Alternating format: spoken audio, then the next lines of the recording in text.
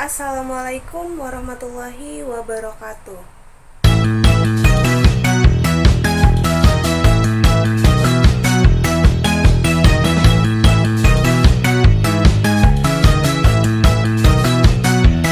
Setelah wafatnya Rasulullah SAW, umat Islam menghadapi salah satu fase paling penting dalam sejarah perkembangannya. Pada masa ini, umat Islam tidak hanya menghadapi kesedihan karena kehilangan Rasulullah, tetapi juga harus menentukan arah kepemimpinan dan masa depan masyarakat Islam.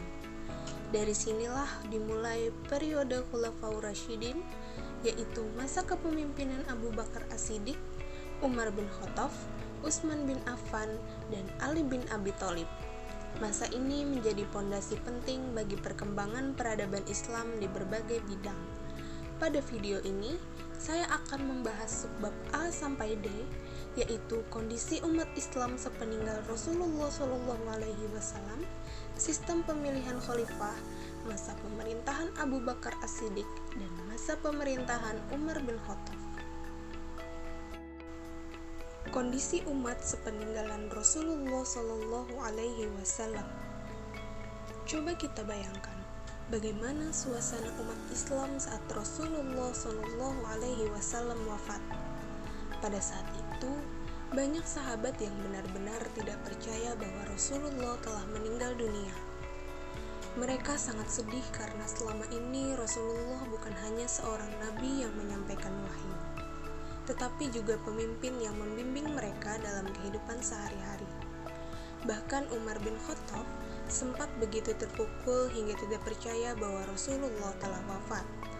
Di tengah situasi yang penuh kesedihan itu, Abu Bakar As-Siddiq tampil menenangkan umat. Beliau mengingatkan bahwa Rasulullah memang telah wafat, tetapi Allah Subhanahu wa Ta'ala tetap hidup, dan ajaran Islam harus terus dilanjutkan.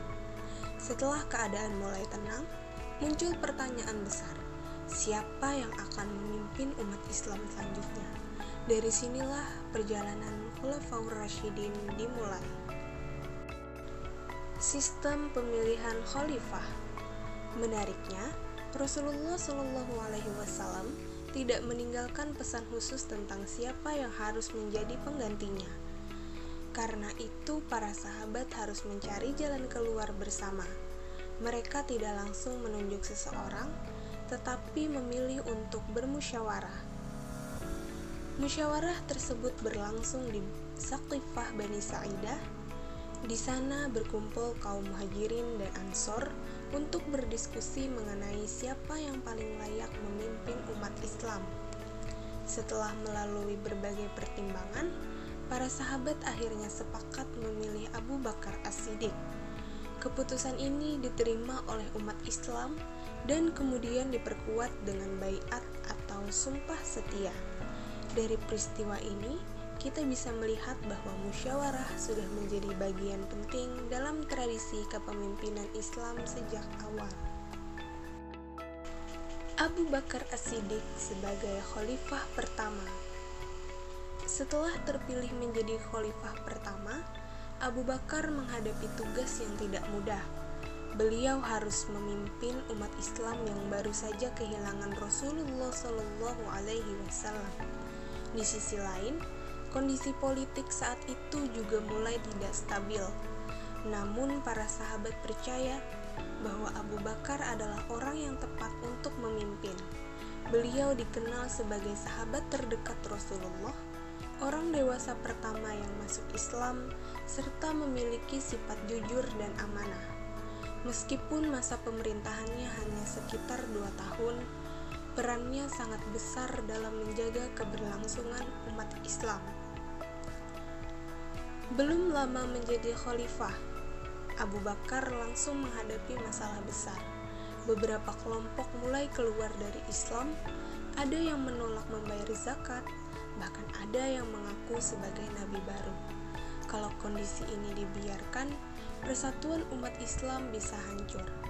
Karena itu Abu Bakar mengambil keputusan yang tegas.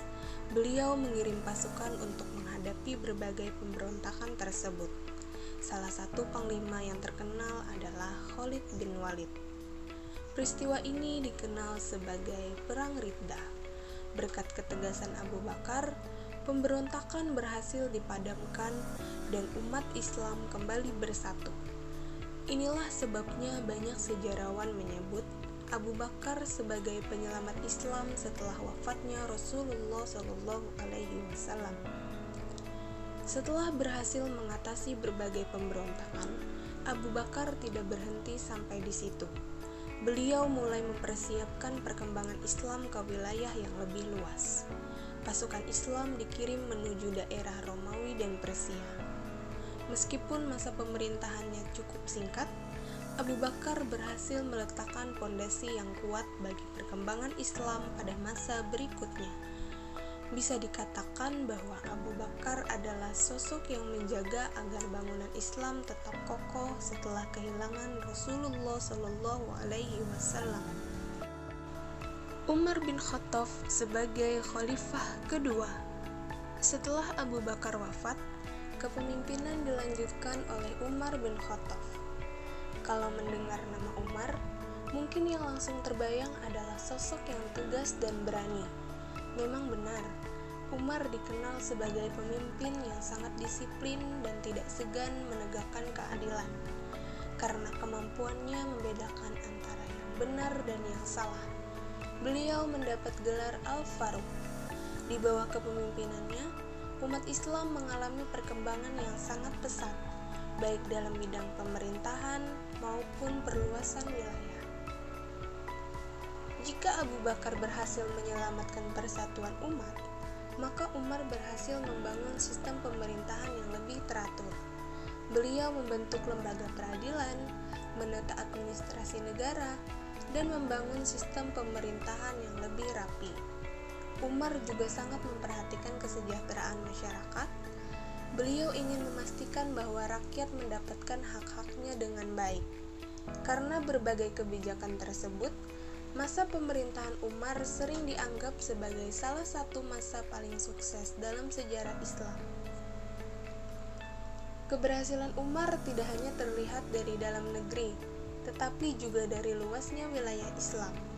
Pada masa beliau, wilayah Islam berkembang hingga Persia, Irak, Syam, Palestina, dan Mesir. Perluasan ini membuat Islam semakin dikenal oleh berbagai bangsa dan kebudayaan. Selain memperluas wilayah kekuasaan, penyebaran ajaran Islam juga semakin luas. Karena itulah, masa Umar sering disebut sebagai salah satu periode penting dalam perkembangan peradaban Islam.